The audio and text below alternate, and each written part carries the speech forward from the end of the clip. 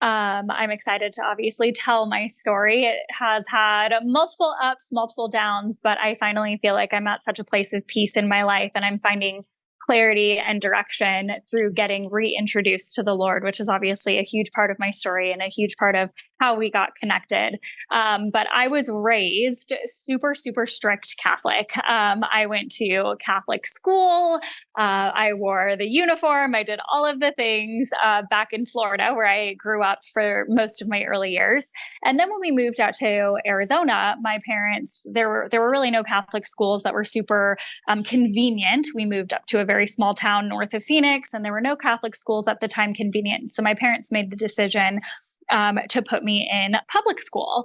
And that was really, I think, the first fall off with the Lord, right? Was, going from a very, very strict environment of prayer every day, reading the Bible religiously, no pun intended, reading the Bible religiously, and having the Lord in my day-to-day life to not at all. My parents were the types of parents who wanted me to live a very Catholic lifestyle, but they never went to church. So when we moved to Arizona, I lost all contact with the Lord because I was no longer in Catholic school and my parents didn't go to church. I didn't drive. How was I going to get to church? How was I going to find a church that I fit in with that made sense for me? And so that was sort of my first fall off with the Lord, if you will. And I spent my early years really kind of growing through a lot of really difficult things. I became a mom at 18 years old.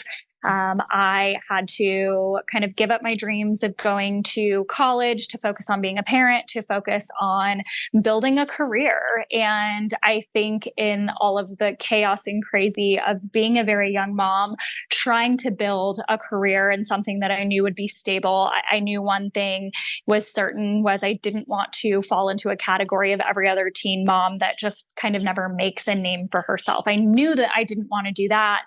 And so it took a lot of sacrifices to build a career in financial services.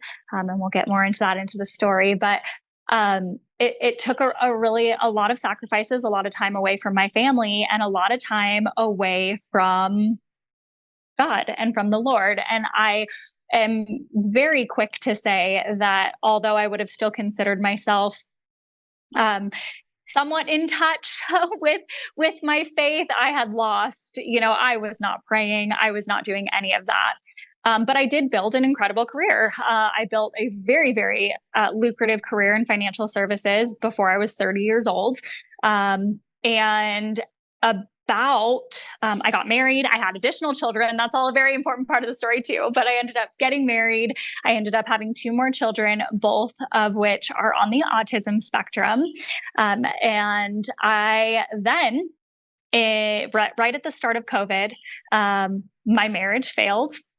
We got divorced. We separated. It was a very, very rough time in my life. The marriage, I always say I'll never speak on someone that can't speak up for themselves, but my marriage was not a healthy one. It was incredibly toxic. My children were seeing things that I didn't want them to see, that I didn't want them to hear. Then, about a year and a half after our separation and divorce, I lost my job.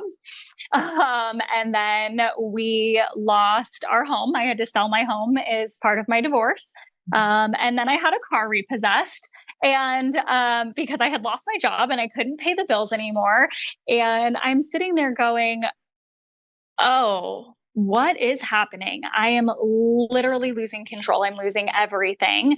I lost my marriage. I lost my house. I lost my job. I lost my car. And I said, you know what? I don't know what to do. I don't know what to do. I don't know how to come back from this. And the only thing that I really thought to do at that time was to pray about it, because there was nothing else I could do. I was actively looking for another job. I was actively, trying to figure out how to thank goodness for my boyfriend at the time, now, still boyfriend, for letting me borrow an extra car, or else I would have been completely dead in the water. I would have had no way to get to and from my restaurant job. That's what I ended up coming to, was working a part-time restaurant job to keep the bills paid. And so I fell to my knees and I really did just start praying and I started giving it to God. And I am so grateful for that part-time restaurant job because that part-time restaurant job introduced me to someone who is very heavily involved in the Live Bold movement. And she said, China, I think you really need to come to this retreat that we're having. I think it's going to resonate with a lot of what you're going through right now. I think that, and I was like, oh no, I don't do that. Like, I don't do, no, no, no, no. I'm not going to the retreat. I don't do churchy. Like yes, I'm praying and I'm talking to God again, but I don't do churchy. That's not my thing. And she said, no, I really think you need to come. And at this time, when I joined the retreat, I was doing a bunch of other things. I think I was mentally keeping myself busy in chaos because first of all, I don't think I wanted to really hear what the Lord was telling me at that time. I wasn't ready. And I couldn't sit still in my life. And so I started doing the beauty pageants. I started getting more heavily involved in modeling. And then I went to the Live Bold retreat. And when I attended the Live Bold retreat, which was, oh my gosh, almost a half a year ago already, back in February. It's crazy how time flies. I shared with a lot of the women there that I was in a season of my life where, ultimately my children and I were living in an RV. Mm-hmm. That's what our lives had come to. And it was hearing all of the testimony of the women at Live Bold talking about they too had lost everything and how it really wasn't a loss, but it was more God redirecting us. It's him redirecting us in our lives, because although the lives that we may have been living, and I was living a really darn good life, truly, or at least that's what I thought, I wasn't living the life that he had intended